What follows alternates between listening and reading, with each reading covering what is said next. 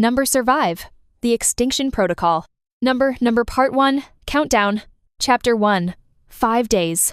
The text arrived at 3:47 p.m. on a Tuesday. I was sitting in Phoenix traffic, AC blasting, when my phone lit up with a number I didn't recognize. Extinction event. 5 days. Prepare. I stared at it for a full 10 seconds before deleting it. Spam. Had to be. My name's Avery Chen. I'm 28, and I work way too many hours as a forensic accountant. The kind of job where you find creative theft and corporate fraud, which means I've learned to trust my gut when something feels wrong. The second text came 20 minutes later. Extinction event. 4 days, 18 hours. This time, there was a video attachment. I almost didn't open it. Almost. The footage was grainy security camera quality timestamped from Tempe, just 20 miles away. An office building I recognized. The video showed the parking garage, fluorescent lights flickering. Then I saw them. 3 people. Except they weren't people anymore. Their movements were wrong, jerky, and deliberate, like puppets with cut strings trying to remember how to walk. Their skin had a yellow-gray tint that made my stomach turn. One of them tilted its head at an impossible angle, jaw hanging slack.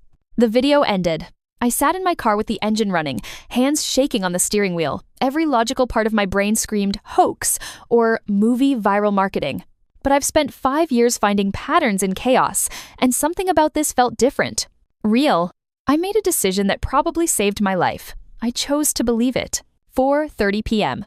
I called every contractor in my contacts until I found one willing to work for triple rates. I need security bars on all my windows, reinforced door locks, and I need it done by tonight. Lady, that's gonna cost you. I don't care. Can you do it or not? He showed up at 6 p.m., but brought the wrong hardware. Supply chain's been weird lately, he muttered. Had to swap out for heavier gauge. That gonna work? How much longer? 2 more hours, maybe 3. By 9 p.m., my 25th floor loft finally looked like a fortress. The contractor wiped sweat from his forehead and eyed the reinforcements. What are you so worried about? We're not in a quarantine zone. I paused. What? You know, though Foam Beach up north, sealed communities. He caught my expression. Dome cities? You really don't watch the news, do you? Something cold crawled down my spine. I'd heard rumors, environmental disasters, restricted zones, but I'd always assumed it was overblown. Right, I said carefully. The domes. He packed up his tools. Well, whatever you're preparing for, you're set now. I paid him in cash and didn't explain. Next, supplies. My pantry was embarrassingly bare, half a bag of coffee, some protein bars, and expired quinoa. My British short hair, Sterling, had more food than I did. I hit Walmart at 9:30 p.m. The store was picked over from the evening rush, but I filled 3 carts anyway. Bottled water, canned goods, rice, beans, first aid supplies, batteries, flashlights. The cashier gave me a weird look when I bought out their entire stock of water purification tablets. Camping trip, I said. She didn't look convinced. Back home, I stared at the pile of supplies covering my living room floor. It wasn't enough. Not even close. I ordered 55-gallon water jugs on Amazon overnight shipping, then hit a 24-hour pharmacy and cleared their shelves of antibiotics, pain meds, and antiseptics. The pharmacist started to protest until I slid $300 bills across the counter. Money talks, morality walks. At 2 a.m., I finally collapsed into bed. My phone buzzed one more time. Extinction event. 4 days, 2 hours. Sterling curled up on my chest, purring. I scratched behind her ears and tried not to think about what was coming. Chapter 2. 4 days. The water delivery woke me at 9 a.m. I spent the next hour hauling jugs into my spare bedroom until I could barely walk through the door. The delivery driver asked if I was preparing for the apocalypse or something. Something like that. He laughed. I didn't. I made another supply run this time for things I'd missed. Duct tape, rope, a camping stove, fuel canisters, thick plastic sheeting, a crowbar, a baseball bat. At a sporting goods store, I bought a compound bow and 3 dozen arrows. I'd taken archery in college. Seemed more practical than trying to get a gun on short notice. The clerk eyed me suspiciously. You hunt? Starting now. Back home, I sealed my windows with the plastic sheeting and duct tape. If the air outside became toxic, I wanted barriers. I covered every vent I could find. My phone buzzed around 6 p.m. Another video. This one showed a water treatment facility. A man in a baseball cap standing next to massive industrial pumps, pouring something from unmarked barrels into the water supply. The video quality was too good to be fake. I immediately stopped drinking tap water. At 11 p.m., I met with a guy I'd found through less than legal channels. He sold me 2 hunting knives and a police-grade tactical flashlight. "What do you need this stuff for?" he asked. "You really want to know?" He shook his head and took my money. On my way home, I stopped at a bookstore and bought every survival guide I could find. If I was going to live through whatever was coming, I needed to learn fast. Chapter 3. 3 days. My best friend Riley called at 8 a.m. "Hey, I'm driving down from Tempe today. Let's grab lunch." My blood went cold. Tempe, the city from the first video. "Riley, listen to me very carefully. Don't come to Phoenix. Stay inside. Lock your doors." "What? Avery, are you okay?" "Just trust me, please. Something's wrong." There was a long pause. Riley and I had been friends since college. She knew when I was serious. "Okay," she said slowly, "but you're freaking me out." "I know. I'll explain everything. Just don't drink the tap water." I texted her photos of the videos. She didn't respond for 3 hours. When she finally called back, her voice was shaking. "What the hell is this?" "I don't know, but I think we need to prepare for the worst. I'm coming over." "No, I'm already in my car." Riley showed up at 2 p.m. with her trunk full of supplies. She'd taken me seriously. We spent the afternoon fortifying my apartment. I showed her everything I'd gathered, explained my logic. She thought I was crazy, but she helped anyway. "You know," she said, wedging a chair under the door handle, "if this is all a prank, we're going to feel really stupid. Like, remember that time we turned your apartment into a bunker because of a spam text? Level stupid." Despite everything, I smiled.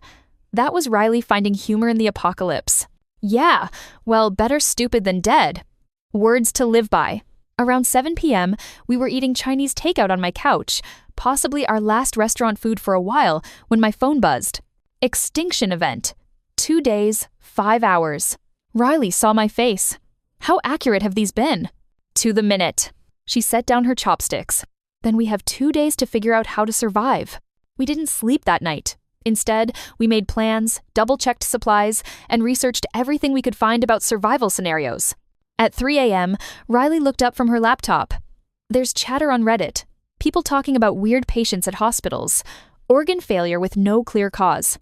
And there's this thread about the adaptation program, people saying it was supposed to be voluntary, supervised. I leaned over. What program? Something about preparing people for long-term survival in contaminated environments. It mentions the dome cities, says there were trials, but they got shut down. She kept scrolling. Most comments are calling it conspiracy theory nonsense. Is it? I don't know. But the timing is weird. Posts started 3 months ago, went dark 2 weeks back. I felt sick. The water contamination? What if someone restarted the program? Without authorization? Or as authorization? Riley looked at me with genuine fear in her eyes. That would mean this is intentional. Chapter 4. 2 days. Morning came too fast. I woke to the sound of sirens outside. Lots of them. Riley was already awake, staring out the window through a gap in the plastic sheeting. "The air smells wrong," she said. I joined her. She was right. Even through the sealed windows, I could smell something chemical and bitter. My phone showed 17 missed calls from my mother. I called her back. "Avery!" "Thank God. Stay inside. Don't go anywhere. There's something wrong with the water. People are getting sick." "I know, Mom. I'm safe. Do you have supplies?" "Your father went to the store this morning. Half the shelves were empty. What's happening?" I wanted to tell her everything. Instead, I said, "Just stay home, please." After I hung up, Riley showed me her phone. "Look at this." It was a news article. Mass illness outbreak in Greater Phoenix area. Authorities investigating water contamination. The comments section was chaos. People reporting yellow-skinned neighbors, strange behavior, attacks. "It's starting," I whispered. Around noon, the emergency broadcast system interrupted every channel. A tired-looking official appeared on screen. Residents of Phoenix and surrounding areas are advised to shelter in place. Do not drink tap water. Do not go outside unless absolutely necessary. More information will follow. The broadcast cut out. Riley and I looked at each other. "We made the right call," she said.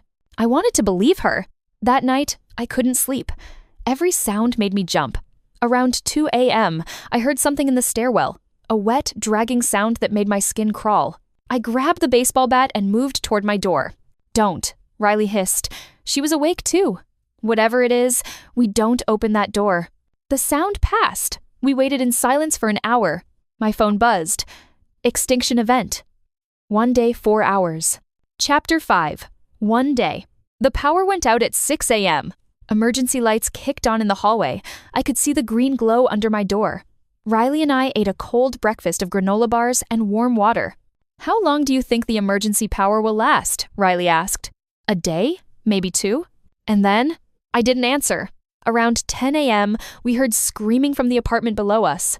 It went on for 5 minutes before stopping abruptly. Riley grabbed my hand.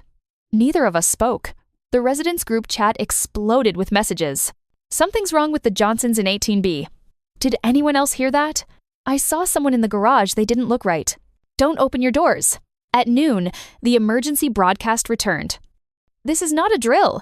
A biological contamination has affected the water supply.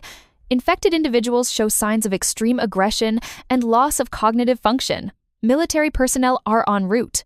Stay inside. Lock all doors and windows." The broadcast repeated 3 times, then cut out. Riley stared at the dark TV screen. Infected. They're talking about zombies without saying the word. "They're not zombies," I said. "It's the compound." Whatever was in that program, Riley found the Adaptation Protocol. This is what happens when it goes wrong. But why did it go wrong? I thought about the videos, the jerky movements, the yellow skin, the empty eyes. Same agent, different responses. Genetics, dosage, exposure route. Some people's bodies try to adapt, others fail catastrophically. And us? We haven't been exposed yet, I hope. That afternoon, I tried calling the unknown number that had been texting me. For the first time, it connected. Silence on the other end.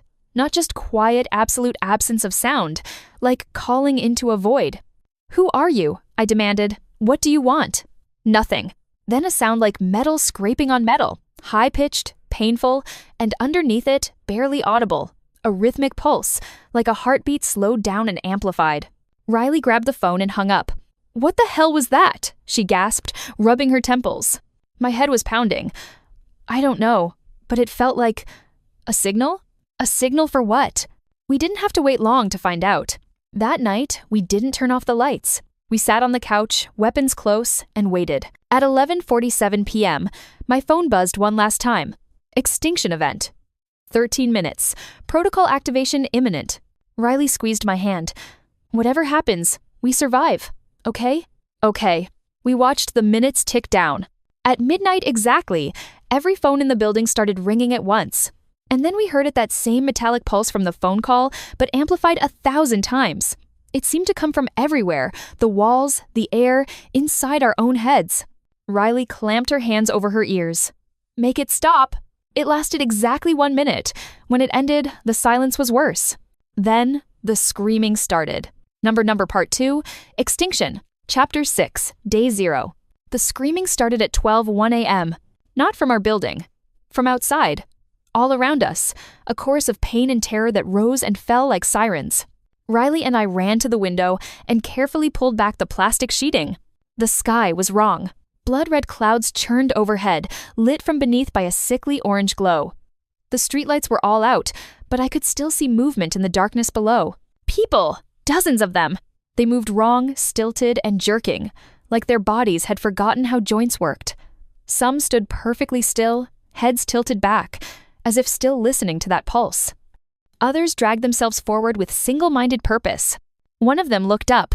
Even from 25 floors away, I could see its eyes, cloudy and gray, reflecting the red sky like mirrors. I dropped the plastic sheeting and stepped back. "Don't look," I told Riley. "You don't want to see." But she'd already seen. For the next 3 hours, we listened to chaos. Glass breaking, people screaming, car alarms, gunshots. Then, slowly, everything went quiet. Too quiet. At 4 a.m., I heard something outside my apartment door. Scratching. Testing the locks. I gripped the baseball bat so hard, my hands went numb. Riley raised the compound bow. The scratching continued for 10 minutes. Then stopped. We didn't sleep. When gray dawn light filtered through the plastic sheeting, I finally relaxed enough to check my phone. No signal. Internet down. The world had gone dark. "We need to see how bad it is," Riley whispered. We moved to the window together. Downtown Phoenix was burning. Smoke rose in black columns. Abandoned cars littered the streets. And everywhere were those things that used to be people. Some were motionless, just standing in the middle of the road. Others gathered in groups, all facing the same direction, north toward the water treatment plant. They're drawn to it, Riley said. The source. Or the signal, I added, thinking of that pulse. The midnight trigger might have activated something in the compound, turned acute exposure into mass synchronization. I watched a group of them attack someone who'd tried to make a run for a pharmacy. It was over in seconds. I closed the plastic sheeting. We're not going outside. Agreed. We spent the day taking inventory and rationing supplies. If the power was really out, we needed to be smart. The water jugs were our most precious resource. Around 3 p.m., someone started banging on doors in our hallway, not knocking, slamming their body against the metal, over and over. Bang, bang, bang. We clutched our weapons and waited. The banging moved down the hall, away from us. I heard splintering wood from one of the apartments, then screaming. Riley covered her ears. We should help them. We can't. My voice was flat. Opening that door means we die too. The screaming stopped. That night, we sat in darkness to conserve flashlight batteries. Sterling curled up between us, purring softly. I was grateful for her proof that not everything had changed. Why did they warn you? Riley asked quietly. Who sent those texts? I don't know. But why you specifically? I'd been wondering the same thing. Maybe they needed someone who would actually prepare. Someone who could verify what happened. Verify for who? I didn't have an answer. Chapter 7, days 3 through 7. We fell into a grim routine.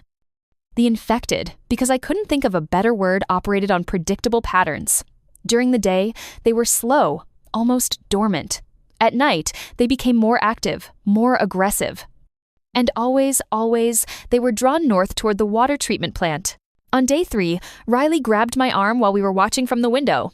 Look, they're changing. She was right. The infected were deteriorating rapidly. Their skin, already yellowed, had turned almost black in places. Some moved with visible difficulty, like their joints were seizing up. But they didn't stop. They just kept going, driven by whatever signal had activated them.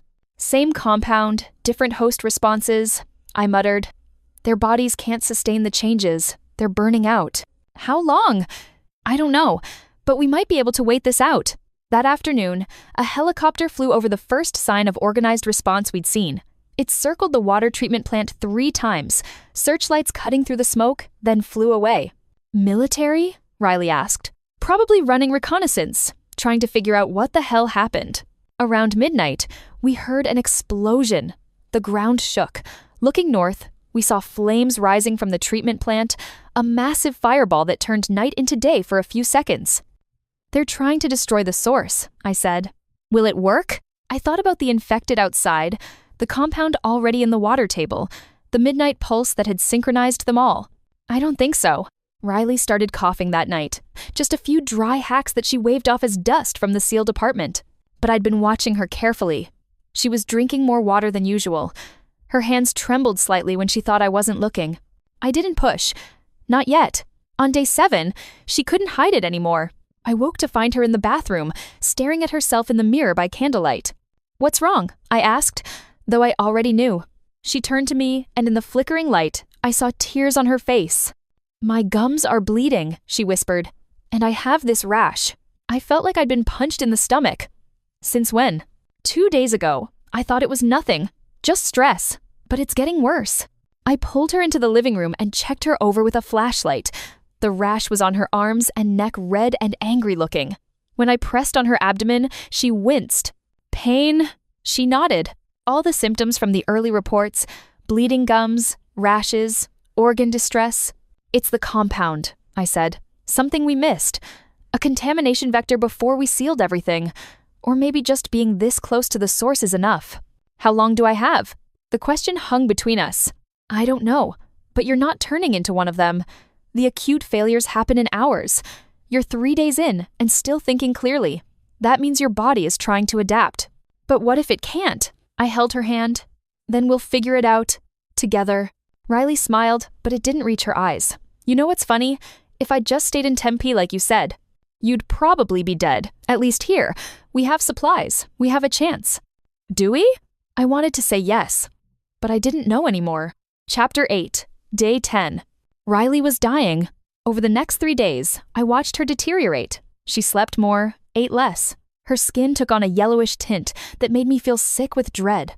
But she didn't lose her mind. She didn't become violent. She was still Riley, still making dark jokes about our situation, still trying to keep my spirits up even as her body failed. "You know," she said weakly on day 9, "if we ever write a book about this, I'm totally blaming you for the whole believing spam text thing. I'll take full responsibility." Good, because that part makes you sound insane. On day 10, she couldn't get out of bed. "I'm tired," she murmured. "So tired, Avery." I held her hand. "Rest. I'm right here. If I change, if I become like them, you won't. But if I do, promise me you'll do what needs to be done. Don't let me become one of those things." My throat tightened. "I won't let you suffer. I promise." She squeezed my hand weakly. "Thank you. For everything. For being my person. Always." That night, I sat beside her bed with the baseball bat across my lap, prepared to do what needed to be done. But Riley just slept. Her breathing grew shallow, her pulse weak. At 3 a.m., I felt it stop entirely. No transformation. No violence. She simply left. I sat with her body for an hour, crying silently. Then I did what had to be done.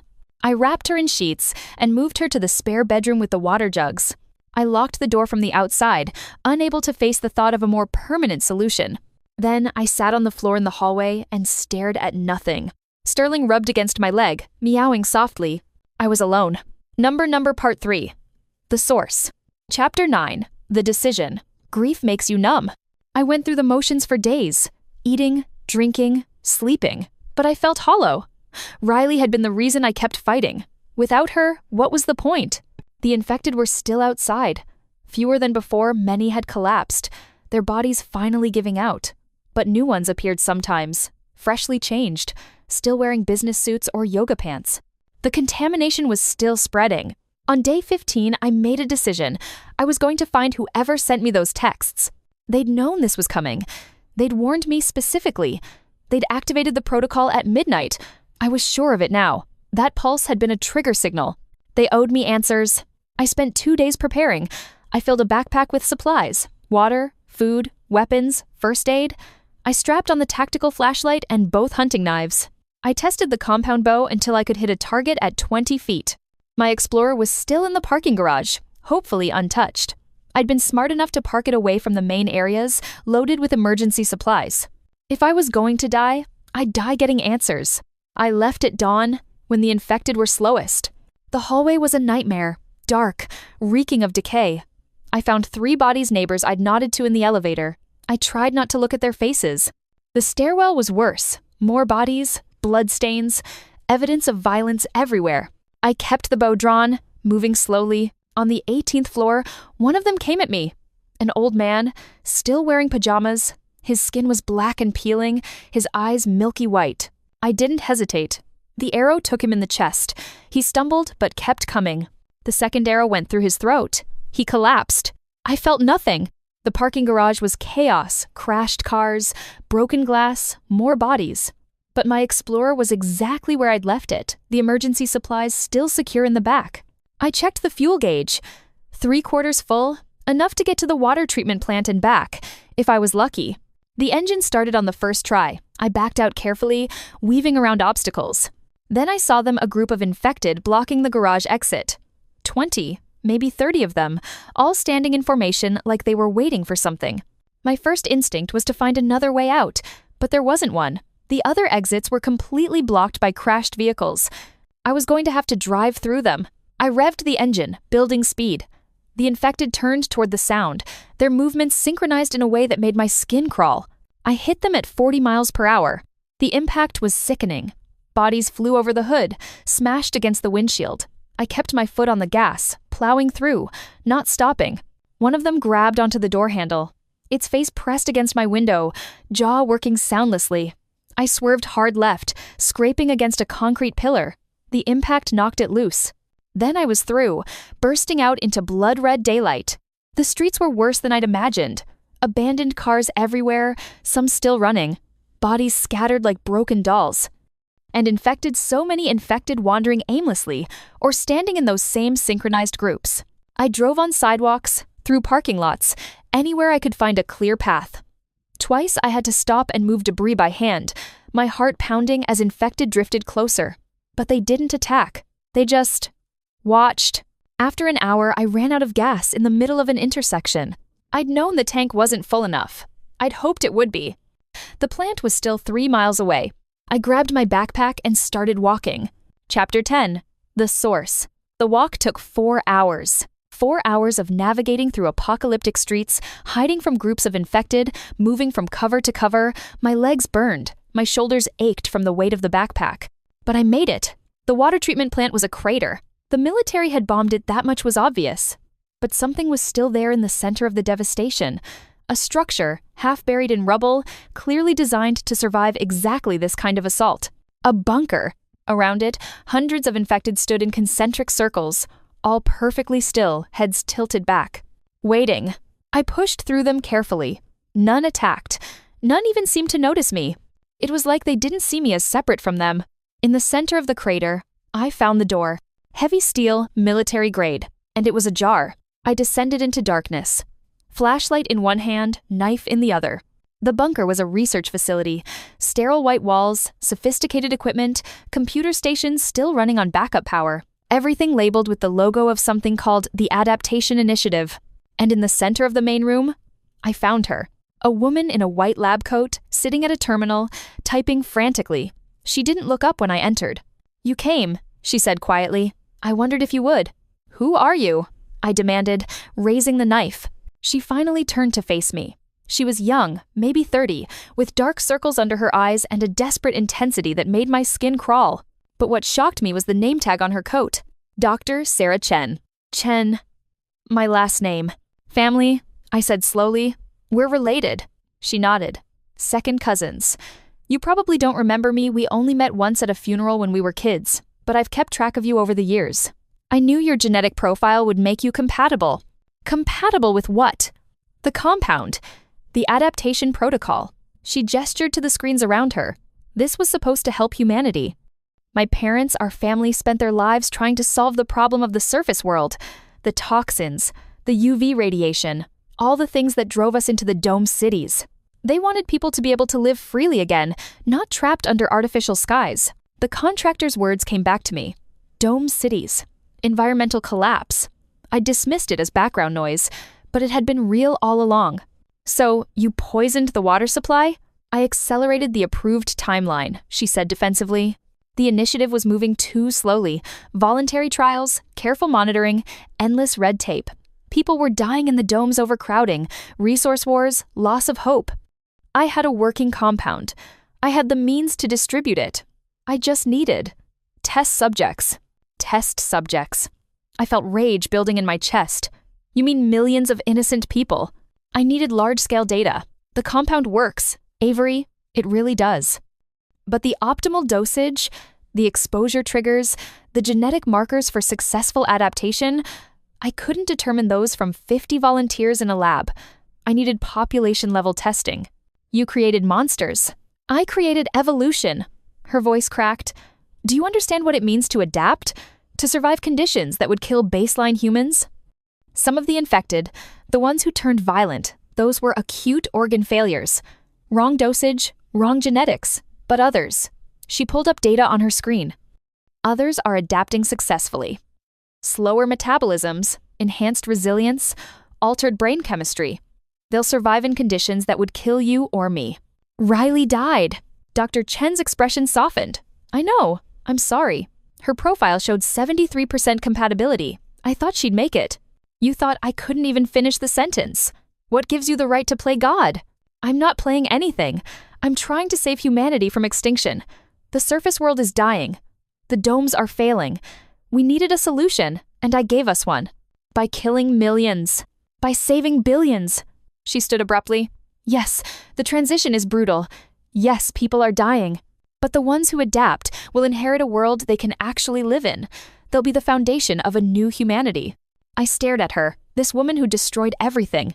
The midnight pulse, I said. That was you. She nodded. The activation trigger. I needed to synchronize the transformation, force the compound to express fully. Without it, people would have just gotten sick and died without adapting. The signal accelerated the process.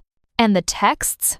I warned people with compatible genetics, gave them time to prepare, to isolate themselves from the acute exposure phase. You were one of 20,000 candidates I identified. Most ignored the warnings. She looked at me with something like pride. But you didn't. You prepared. You survived.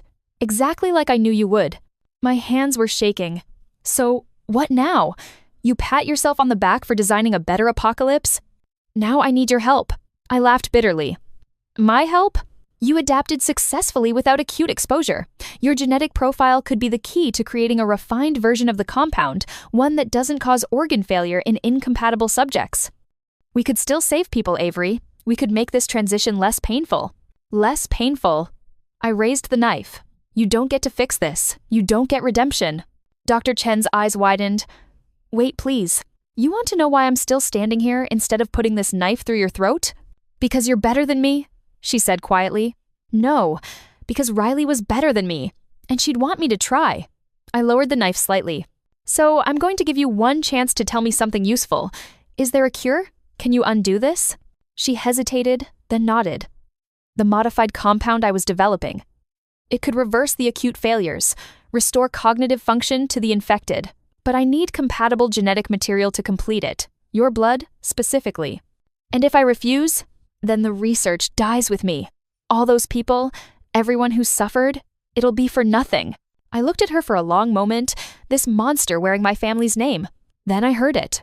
A faint electronic beep from one of the monitoring stations. Dr. Chen heard it too. Her face went pale.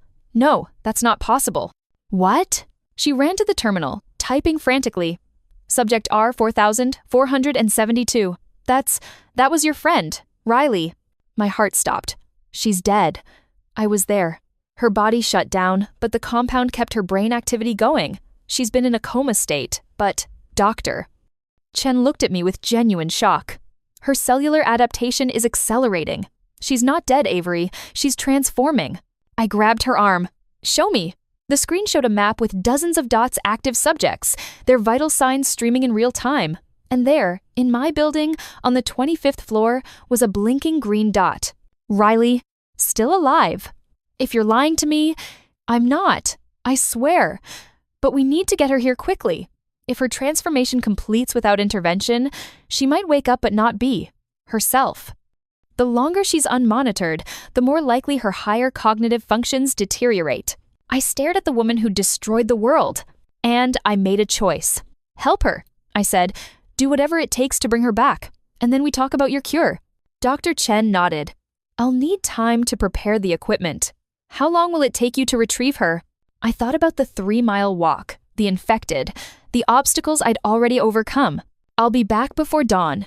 Chapter 11, Resurrection. The journey back was easier. Not because the streets were clearer, if anything, more infected had emerged, drawn by whatever signal the bunker was emitting. But I knew the route now, knew which paths were blocked, which buildings provided cover. And the infected still didn't attack me. Dr. Chen had explained it as we'd hastily prepped. You've been exposed to low-level compound residue for weeks. Your body is producing chemical markers the infected recognize as compatible. You're not prey. You're somewhere between baseline human and adapted. Lucky me. It is lucky.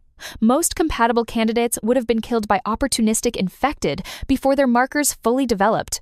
You had isolation, preparation, time. It saved your life. Now I used that advantage, walking openly through groups of infected. They parted around me like water around a stone, their milky eyes tracking my movement, but not seeing a threat. I made it back to my building in under 2 hours.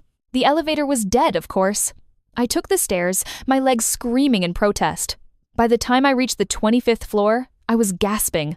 The door to my apartment hung open. Something had gotten in. I drew my knife and entered slowly. The living room was trashed, furniture overturned, supplies scattered. Something had searched the place methodically. The door to the spare bedroom was still locked. I opened it with shaking hands. Riley lay exactly where I'd left her, wrapped in white sheets. But when I pressed my fingers to her throat, I felt it. A pulse, stronger than I expected. Riley, I whispered. No response. But her eyes moved beneath closed lids, like she was dreaming. I needed to get her to Dr. Chen. Fast. I rigged up a makeshift travois using a blanket and 2 mop handles, carefully positioned Riley on it, and started the long drag down the stairs. She was heavier than I expected, or I was weaker than I wanted to admit. By the time I reached the ground floor, my shoulders were on fire and I was seeing spots. But I didn't stop. I dragged her through the parking garage, through the streets I'd mapped in my mind. The infected watched, but didn't interfere. One of them, a woman in a torn sundress, tilted its head as I passed, like it was curious but couldn't quite process what it was seeing. Dawn was breaking when I finally reached the bunker. Dr. Chen was waiting. She'd set up an entire medical bay monitors, IV lines, equipment I didn't recognize. "Quickly," she said, "help me get her on the table." Together, we lifted Riley onto the exam table. Dr. Chen hooked her up to monitors while I watched, helpless. "Her vitals are weak but stable, doctor." Chen muttered, checking readings.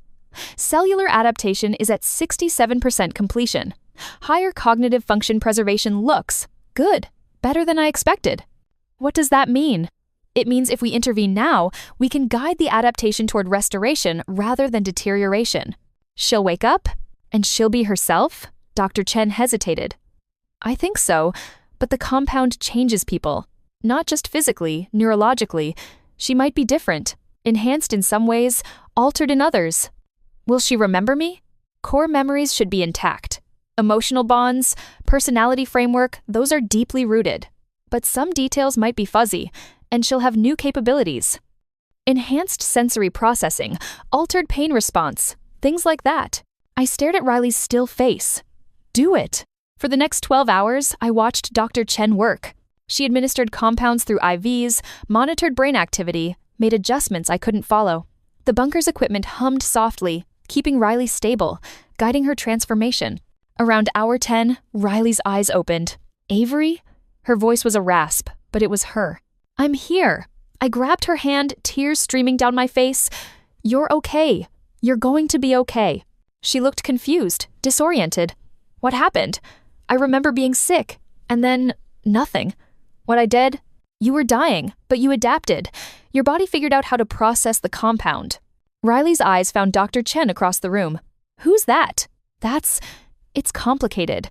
She's the reason this happened, but she's also the reason you're alive." Dr. Chen approached slowly. "How do you feel?" Riley considered the question. "Weird. Everything sounds too loud. And I can smell everything. The metal in the walls, the chemical cleaners, you." She looked at me. "Your heartbeat. I can hear it." "Enhanced sensory processing," Dr. Chen confirmed. "A successful adaptation marker. Your brain is processing environmental data at a much higher rate." "Is that permanent?" "Yes, but you'll learn to filter it. The brain is remarkably adaptive." Riley tried to sit up and winced. "How long was I out?" 10 days, I said softly. "I thought I'd lost you. Takes more than an apocalypse to get rid of me." She smiled weakly, and I recognized the old Riley in that expression, the one who could find humor even in hell. So what did I miss? I filled her in. The infected deteriorating, the military bombing the plant, my journey to find answers, and Dr. Chen's revelations about the Adaptation Initiative. Riley listened quietly, her expression darkening. When I finished, she looked at Dr. Chen. "You did this," she said flatly. "You killed millions of people." "Yes." "And now you want to fix it?" "Yes." "Why?" Dr. Chen's composure cracked. "Because I was wrong. I thought the ends justified the means. I thought if I could just prove the compound worked, if I could show the initiative that population-level adaptation was possible, they'd forgive the methods. That history would vindicate me." She laughed bitterly. "But there's no one left to vindicate anything. The initiative is gone. The dome cities are failing, and I'm left with the consequences of my arrogance." Riley looked at me. "What do you think we should do?" I think," I said slowly, "that she's the only one who can develop a cure, and there are still people out there who might be saved. So we help her? If you're okay with that." Riley was quiet for a moment. Then, "I died because of what she did, but I'm alive now because of what she knows. I guess that makes us stuck with her." Dr. Chen let out a shaky breath. "I won't let you down, I promise." "You already did," Riley said coldly. "Now you get to spend the rest of your life trying to make up for it." Chapter 12. Evolution. Over the next few weeks, we fell into an uneasy partnership. Dr. Chen used our blood samples, mine and Riley's, to develop a modified version of the compound, one that could be administered to infected subjects. reversing the organ failure and restoring cognitive function without requiring compatible genetics. We tested it on infected subjects Dr. Chen captured from the surrounding area. Most didn't respond, but a precious few, began to show improvement. Their skin lost the yellow-black tinge. Their eyes cleared. They regained consciousness. They were human again. Sort of. They're not the same as they were, Dr. Chen explained after the third successful reversal. The compound permanently altered their neurology. They have the sensory enhancements Riley does, plus other adaptations. Increased resistance to radiation, ability to process contaminated water, enhanced healing. So they can survive on the surface, Riley said. Yes, they're what I intended to create. Humans adapted for the new world. I watched one of the restored subjects, a man who'd been a teacher before the transformation, test his new abilities. He could hear whispered conversations from 50 feet away, could see in near darkness, could survive on minimal water and food. This is what humanity becomes? I asked. This is what humanity needs to become, Dr. Chen corrected. The baseline human body can't survive the surface conditions. We needed evolution. I just forced it. Riley crossed her arms. And what about the people who weren't compatible? The ones who died or became those things outside? Dr. Chen's face fell. Collateral damage. Unacceptable collateral damage. If I could go back. But you can't. Riley cut her off. So what do we do now? Dr. Chen pulled up a map on one of her screens. The compound is airborne now. It's in the water table, the soil. Eventually, it'll spread globally. Everyone will be exposed.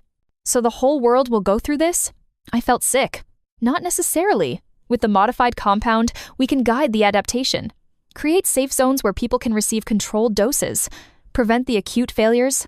You're talking about administering this to everyone? Riley looked horrified. I'm talking about giving people a choice, doctor. Chen said. Stay baseline and risk exposure to uncontrolled compound, possibly dying or becoming violent failed adaptations. Or accept guided adaptation and gain the ability to survive the new surface conditions. I thought about the infected outside, the collapsed dome cities Dr. Chen had mentioned, the world that had existed before I'd gotten that first text message. How do we even reach people? Communications are down. Society collapsed. We start local, Dr. Chen said. Phoenix first. Create a safe zone, spread the word, other survivors will come, and we teach them what we know. And then we rebuild. Not the old world, that's gone, but something new, something better, a humanity that can actually survive what's coming. Riley looked at me. What do you think? I thought about everything we'd lost, my parents, our friends, the world as we knew it. But I also thought about Riley, alive and adapted. About the restored subjects who'd been given a second chance, about the possibility, however slim, of creating something good from this nightmare. I think, I said slowly, that we don't have any other choice. Chapter 13, New World. 6 months later, Phoenix was still standing barely, but we'd created something in the ruins. Safe zones where people could shelter, clean water sources, growing food in soil we'd learned to remediate. And most importantly, clinics where survivors could receive the modified compound and adapt safely under medical supervision. Word spread. Other survivors found us, some from Arizona, some from farther out, all looking for hope, for answers, for a way to survive. Riley became our leader. People trusted her in a way they'd never trust me or Dr. Chen. She had a gift for bringing people together, making them believe things could get better. And her adaptations helped. She could sense danger, detect lies, read people in ways that made her an effective leader. I handled security and logistics, made sure we had supplies, kept people safe. My own adaptations, slower metabolism, enhanced healing made me ideal for dangerous supply runs into the infected zones. Dr. Chen continued her research, working to perfect the compound and treat the few remaining violent infected. Some people called her a monster. Others called her a savior. She didn't seem to care either way. I can't undo what I've done, she told me once. All I can do is try to make the future less terrible. The infected had mostly died off. The few that remained were isolated, quarantined in secure facilities where Dr. Chen studied them, trying to understand what had gone wrong with their adaptations. Contact with other survivor groups became more common. Turns out we weren't alone. Pockets of adapted humans had emerged across the country, in the ruins of dome cities and collapsed towns. Some had received Dr. Chen's modified compound. Others had adapted through sheer genetic luck. A new humanity was emerging, one adapted for a poisoned world. It wasn't the future anyone had imagined. but it was the one we had. One night, I stood on the roof of our rebuilt compound and looked out at the city. Lights flickered in windows, people cooking dinner, telling stories, living. Sterling purred at my feet. She'd adapted too, in her own way. Cats always land on their feet. "What are you thinking about?" Riley asked, joining me. In the moonlight, I could see the faint pattern of her adaptations almost invisible unless you knew to look for them. Enhanced muscle density, neural rewiring, biological changes that let her thrive where baseline humans would struggle. How everything changed. Regret it? I thought about that mysterious text message 6 months ago, the warning that had saved my life and damned me to survive everything that followed. "No," I said, "I don't regret surviving, but I wish more people had gotten the chance. We can't save everyone, only the ones in front of us." "Is that enough?" Riley smiled. "Remember what you told me back at your apartment, when I made that joke about us feeling stupid if this was all a prank?" "Yeah?" "You said better stupid than dead. That's still true. We're alive, Avery. We adapted, and we're helping other people adapt too. That has to be enough." We stood together in silence, watching the sun set over the ruins of the old world. Somewhere in the distance, I heard laughter. Children playing adapted children, born to adapted parents. The first generation of the new humanity. Maybe Dr. Chen was right. Maybe this was evolution. Maybe this was what survival looked like. And maybe, just maybe, we'd find a way to make it work. Number, Epilogue. The warning. Dr. Sarah Chen's personal log, day 247. I've been asked many times why I sent those texts, why I warned specific people about the Extinction Protocol activation. The truth is pragmatic. I identified 20,000 individuals with genetic profiles compatible with safe adaptation, people whose bodies would accept the compound without acute organ failure, people who could survive the transition and serve as proof that the protocol worked. Avery wasn't random. She was genetically ideal second cousin to me, sharing family markers that made her adaptation probability 94%. But more than that, her psychological profile suggested she'd actually act on the warning.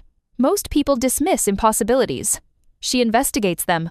I needed survivors who could verify what happened, who could confirm that guided adaptation worked, who could help me refine the compound. Avery and Riley became that verification. What I didn't anticipate was the guilt. My parents died trying to save humanity from environmental collapse. I thought I could succeed where they failed. I thought I could force evolution, accelerate adaptation, give people the tools to survive a dying planet. Instead, I created a nightmare. The Extinction Protocol was supposed to be a controlled rollout voluntary subjects, careful monitoring, gradual population expansion. But the initiative was moving too slowly. Dome cities were failing. Resource wars were escalating. People were dying. So I circumvented protocol, released the compound into Phoenix's water supply without authorization, triggered mass exposure, and activated the midnight pulse to force synchronization. I told myself it was necessary, that the ends justified the means, that history would vindicate me. But Avery was right. I don't get redemption. I only get consequences. Millions died because of my arrogance, because I believed I knew better than the careful safeguards my parents had died trying to establish. But Avery and Riley, they've created something I never could. Hope. They've built a community. They've shown people that adaptation isn't just about surviving, it's about maintaining humanity through the transition. I don't deserve forgiveness for what I've done. The weight of those deaths will follow me forever. But maybe if I work hard enough, if I dedicate the rest of my life to fixing my mistakes, maybe I can earn something close to atonement. The world is still changing. The compound continues to spread. Eventually, every human on Earth will be exposed. Some will adapt safely with our modified compound, some will adapt through genetic luck, and some won't adapt at all. But for the first time since I activated the protocol, I think we might actually have a chance. Not to go back to how things were. That world is gone killed by environmental collapse and my desperate attempt to save it. But to build something new. Something resilient. A humanity that can survive the surface conditions and maybe, eventually, heal the damage we've done. This is Dr. Sarah Chen, signing off. The future is uncertain. The guilt is permanent. But for once, I'm allowing myself to hope. *******.